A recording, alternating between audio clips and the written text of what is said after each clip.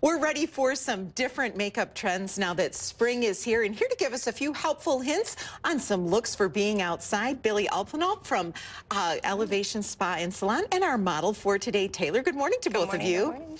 Now, you've designed a particular look here, Billie.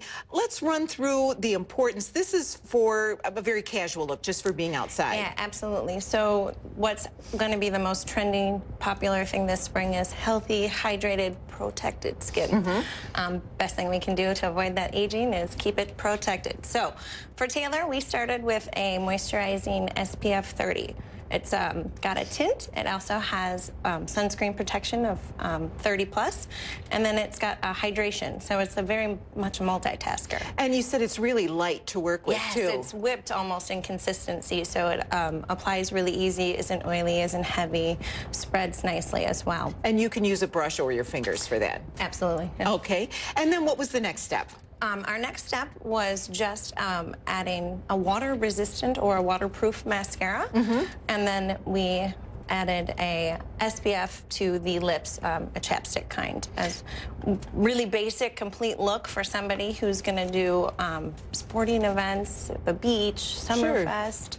And you only did the top of the eyelashes. Yeah, we find it a little easier in the summer when things are a little more humid to avoid the lower lashes, and that just will help you with any smudging, smearing, sometimes even just irritation in general. Okay, and then applying a little bit of powder over the foundation. Yeah, so if you want to set or have a more complete look, or maybe aren't going to be in the water, maybe you're just going to be watching a soccer game, you want a more finished look, we added a matte powder. You can also use a translucent protecting SPF 30, which will give you another step of protection as well. Okay, and we don't want to forget the brows either. No, no, no. So we did a high-definition brow gel. It has an automatic tint to it, so it applies a little bit more color, nothing outside of the range of her own natural brow, and then it sets it in a gel kind of way. So even if you are maybe a little sweaty or having to reapply your sunscreen,